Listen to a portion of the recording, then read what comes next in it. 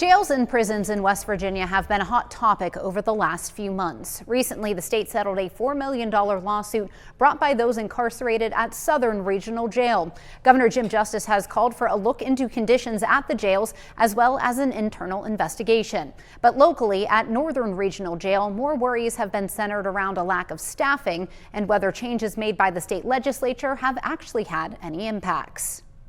While the living conditions at jails across West Virginia have been scrutinized lately, at Northern Regional Jail in Marshall County, the bigger concern has been the crime happening inside the facility. Mostly what we're having is drug crimes, the one riot, and things of that nature, and a lot of assaults on corrections officers. Some of the assaults have been bad enough to be sent to the desk of County Prosecutor Joe Canestraro. We're seeing the number of corrections officers having been assaulted on the rise. We currently have a case where actually a chunk of one of their arms was bit out that we're going to present to the grand jury. And we've also seen a case of a riot in the last couple of years as well. The state has 11 prisons, 10 regional jails, 10 juvenile centers, and 3 work release sites. As of just over a month ago, the state had dipped below 1,000 vacancies for the first time since COVID, but that still means there's around 900 jobs that still need to be filled throughout the state's facilities. You know, for years and years, you've heard local and state governments say, well, we can't afford it. You have no choice. You have to afford it. It has to be a priority. In 2022, Governor Jim Justice declared a state of emergency concerning those staffing problems at correctional facilities across the state.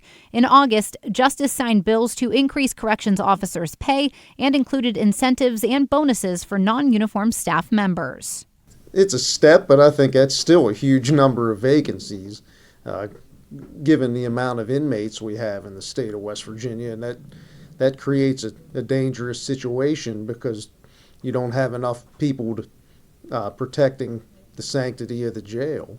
Marshall County Sheriff Bill Helms says that lack of staffing in jails doesn't just affect the people inside the facility, it can trickle down to local departments.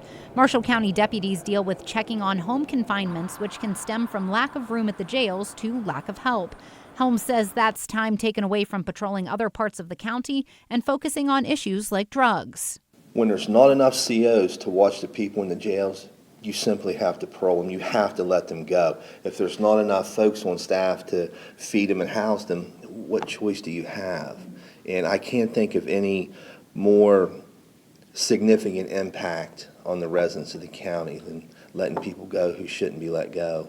Our load has increased tremendously on home confinement. So that's just one of the many ways we're affected when that happens. So yeah, the worker shortage at the jails doesn't only just affect the jails, it affects the society we live in. State Senator Laura Wakeham Chapman says she believes passing bills 1003, 1004, and 1005 won't just help in recruitment, it will be big in retention. It really should have been done years ago, but we did put more money towards correctional officers and staff pay with some bonuses to keep our correctional officers and staff from leaving the state and going to get higher salaries, in our border states, Pennsylvania, Ohio, Maryland. But Wakeham Chapman also knows that upping pay is like putting a Band-Aid on a bullet hole, and much more money is going to be needed to make jails across the state safer and more humane living areas. Our deferred maintenance is also a real problem in prisons, and we did put a little bit of money towards it, not anything near what they need. I think it's about $15 million, and they were asking for $250 million.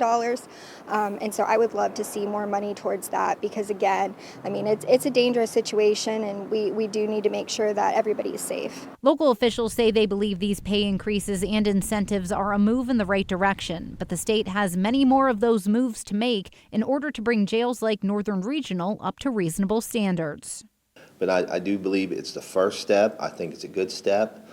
Personally, I think more money's needed, much more money, better time off. Hopefully that we have vacancies out here at Northern Regional that are hopefully under 20, 25 vacancies at some point. If that's the case, then I think we'll have a system that runs well, and we'll have less violence and less drug crimes at the jail.